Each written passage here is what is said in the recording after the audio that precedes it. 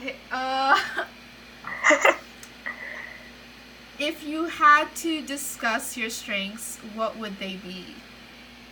I would say that I'm extremely hardworking. So, for example, like right now, I work in a greenhouse, which has a lot of manual labor, and I'm also there like 4 or 5 hours getting all my work done. So I have no problems doing a lot of hard work. I also I'm extremely attentive to detail, so I'm always very careful about all the details on something being right. So those are a couple of my strengths, I would say. Cool. um, so, given your work history and experience, how would you define your dream job? Well, most of my work history has been science related because I'm currently an environmental science major, but I have a lot of interest in policy and law and how it relates to the environment. So my dream job, I want to go to law school at some point. So my dream job is to either do like be an environmental lawyer or to do work on environmental policy at some kind of like think tank or environmental policy organization or something like that. So I think that would be my dream job right now. Cool. uh, let's see. Um, is there a type of work environment you prefer slash find most productive? Hmm. I usually prefer to work like indoors at a desk. I get most of my work done there, so I'm not really looking for a job where I have to go outside and do a lot of work, although I'm certainly willing to do a little bit of that. And I like a work environment that's like where I'm free to work however I want and it's not super regulated, but like I need some sort of rules or like guidelines to what I'm supposed to be doing to be able to function. I can't like go off nothing. So that's generally the type of work environment I like to work in. And also with obviously nice people. Nice people, yeah. So how would you describe your management slash mentoring style? Yeah, so I haven't managed a whole lot of people in my work experience so far. My one experience doing it has been with, I was a TA for a class, so I had students there, and then I had a lab research assistant for my thesis research. So I am generally like helpful, and I'm not like I don't want to be super strict when I'm managing people because I don't think that's very productive. But I do feel like you can't have no rules, and so I do tend to try to be like not super strict, but like lay down what I expect out of people, so I'm not constantly disappointed when they don't come up to my expectations. And I like to reach out to them and check on how they're doing multiple times, and try to give them support, but also like make sure I don't carry on all the work by myself in managing people, because I have found that sometimes that happens, and I'll like do all the work by myself, and because I don't want to deal with having to reach out or inconvenience someone. But making sure I delegate time responsibly is also important to me. I guess that's a long-winded answer to your question, but I think it was good. So next, have you ever had to deal with a difficult situation with an employee or student or person you had to supervise, and how did you work to resolve it? yeah. So with that lab assistant I mentioned earlier, I did kind of handle or had to go through a difficult situation with her. She I think she had a lot going on in her life, so I don't want to like talk bad about her, but she just like didn't go into the lab when I expected her to, and when I reached out to her and she was just like wouldn't respond or like wouldn't carry her weight, and her like work wasn't that much. It was like 5 hours a week, so I knew not to expect too much out of her, but I didn't. But also she was giving me nothing, so I knew I needed to expect more than that. So I tried earnestly for a while, and then I picked up the slack when I knew she wasn't going to do what she was going to do, because the work did need to get done.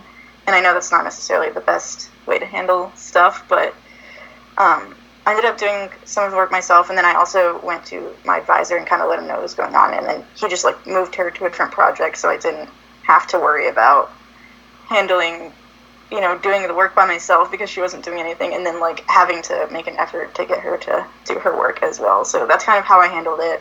If it was a bigger sick situation, I'm sure I would have handled it differently, but that's my only real experience with handling someone who's hard to deal with. Let's see. How would your boss or supervisor describe you? Probably hardworking, maybe a little too perfectionistic. That's been my downfall in the past sometimes. But as a result of that, I have great attention to detail, and so there's usually very few mistakes in what I submit.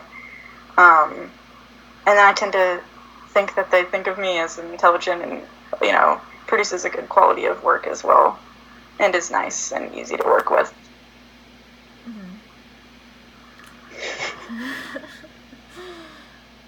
Let's see.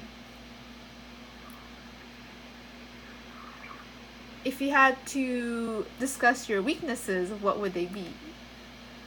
Yeah, so kind of as I've said before, probably my biggest weakness related to this is having a little too much attention to detail. So like focus on something, and like spend a lot of my time trying to get it from like 99% good to 100% good, which isn't very like efficient in time management. And so I tend to over focus on stuff to make it perfect sometimes in a way that's not productive.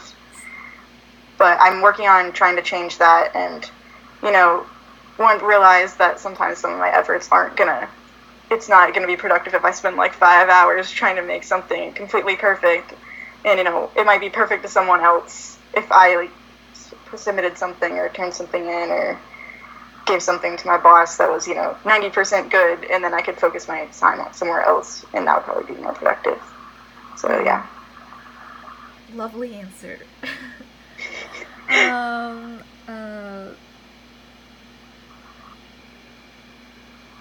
Was there ever a time you disagreed with the decision that was made at work or some other scenario, and how did you handle it? I can't think of a specific example for that, but I have, I'm sure I've worked as, a lab assistant in a lab before, and I'm sure I disagreed with something that I was told to do. And, if I feel like I'm in a position to correct someone or, submit my opinion, I will. But, if I feel like that's not my place, then generally I just won't voice up or will voice something to, someone I feel like I can go to, but not necessarily the person that's in charge, or go through some sort of action like that. Mm-hmm. What is your 1-year plan? Yeah, so I'm going to graduate in May. I'm planning on going to law school, but I'm going to take a year off in between because I have 2 theses to write in the spring. So I feel like I'm going to be very burnt out after that, and I'm going to want a break. So I'm going to do AmeriCorps or something similar for about a year, and then work in that. I'm not sure exactly what in or where yet. And then I'm planning to go to law school and then try to pursue the dream job that we talked about earlier. Mm-hmm. Okay, I guess my wild card question is, if you had to be any animal, what would you be and why? Ooh, that's a good question. You can take some time to think about it. There's a lot of animals out there. I would probably be a dog because they always seem so happy and carefree. At least the dogs that I have at home, they're always so happy to see everyone, and they don't have to deal with any of the human stresses of life. So I think I would want to be a dog. Cool, a dog. Any specific breed of dog? Ooh. I gotta say, I have had a beagle for 10 years at home, and he's awesome, so probably a beagle. Aww, and they like food, so. Huh? They like food, so I always feel kinship with them on that. Yeah, same. I love food. Alright. Cool. It's 9 minutes 34 seconds. Does that even matter? What? 9 minutes and 30. Yeah, I think that's fine. Okay.